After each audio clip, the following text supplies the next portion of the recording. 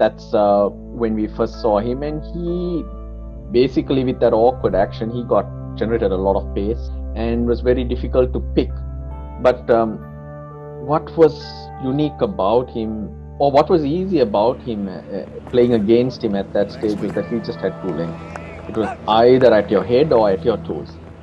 It was just that. But even that was a handful with the fact that everyone would struggle to pick his action. I guess, the first thing that always grabs you with Malinga is the action.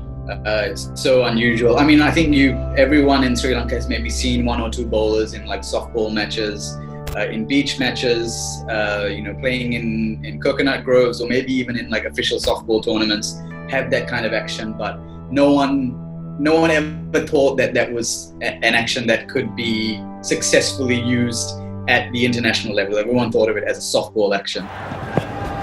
Got him! And here's his ball in, well bowled.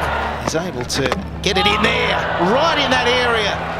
He's a Yorker king. The fact that his arm was so low when he delivered the ball. So I think early on when he started off his career, a lot of batsmen found it very difficult to pick out what he was doing, because generally most bowlers, their arms come over in this angle. But his arm, or the place where his arm would release the ball, was somewhere in front of the umpire. So for a lot of batsmen, that obviously took a lot of getting used to, because it's very different from what you would see from regular bowlers.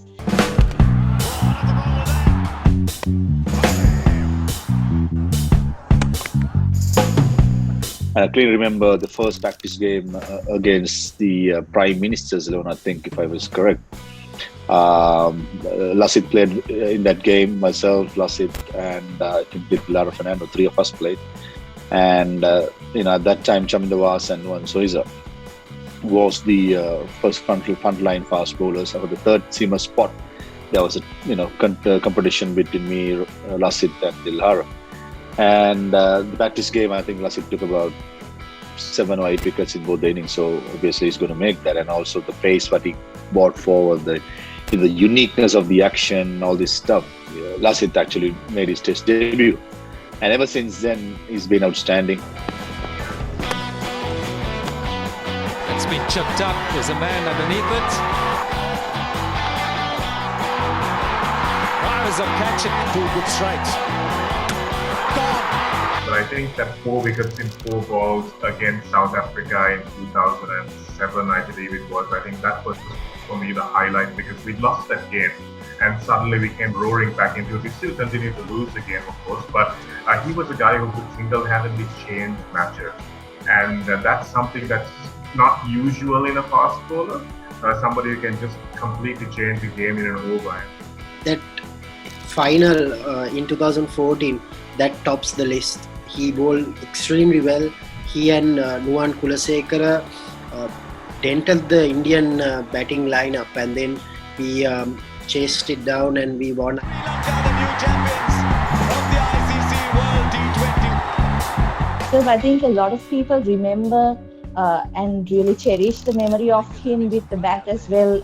The Melbourne Miracle, where he and Angelo Matthews put on a match-winning partnership with the bat, and Sri Lanka won, coming out of nowhere. So that's another major thing. Sri Lanka, 3 runs required for victory.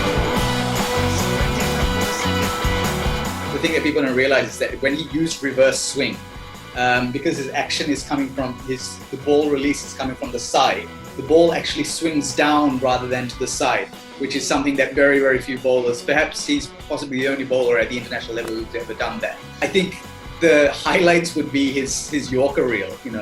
There are so many amazing deliveries that the batters knew exactly what to expect, exactly knew what kind of ball he's going to bowl, and yet were kind of powerless to stop it, because he was so unique and he was able to kind of be so consistent with what he did.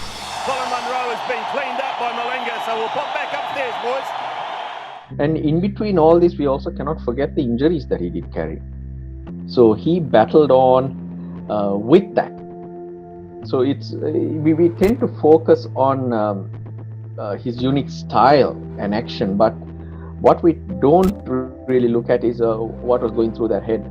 That stands out a lot more in terms of resilience, in terms of fight, in terms of knowledge. Then that's what I tend to admire more. I wouldn't say Lasith Malinga outside the field is very popular, and that's because he kind of, it's not that he was a bad person or whatever, but he was always willing to kind of stand up to criticism and that kind of things. That got him a bad rep sometimes. I think early on in his career, of course, there would have been pressure from outside because he was a young guy, why don't you, cut your hair in a more respectable way? Why don't you act like in a more respectable manner, whatever it is?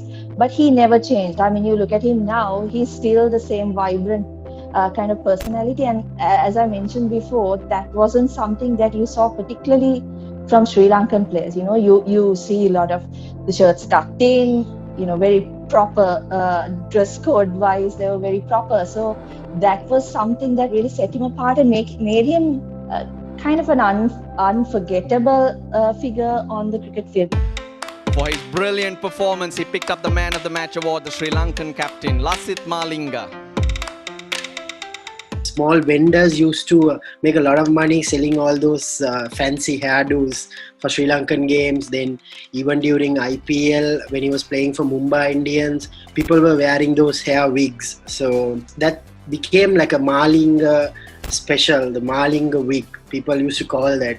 Do you want a Malinga wig when we go and watch a match? That's what people wanted. This was a lad who would have lived most of his life probably in and around the beach in the tourism industry. Perhaps he didn't have cricket with him, and he wasn't afraid to bring that persona to the pitch with him as well. And it's exactly when you are yourself, your authentic self, that you endear yourself to the world. So although he may have incurred the wrath perhaps and the kind of discrimination of the Sri Lankan very conservative board cricket establishment, I think he really won hearts and minds of people who weren't as conservative. And I think he knows it as well. That's out. Matthew Hayden will have to go. Overall, the way he has handled himself so far has been magnificent, and he's been a true leader.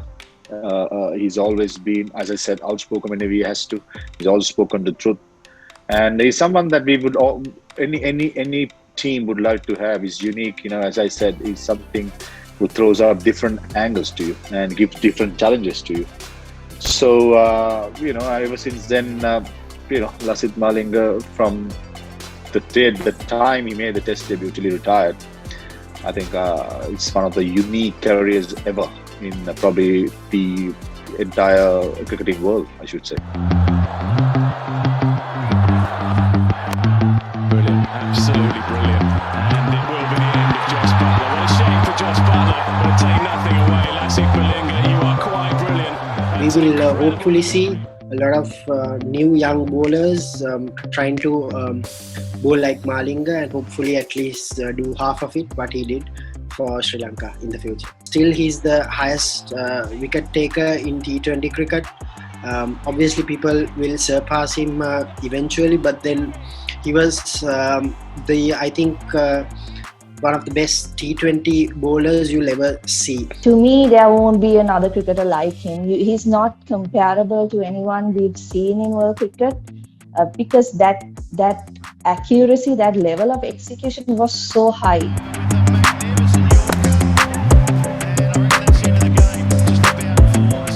The Yorkers, the slow balls, the bouncers, the hairdo. I mean, plenty. On the field, off the field, is someone that will be remembered forever. In terms of his legacy on the pitch, I think we see it every day.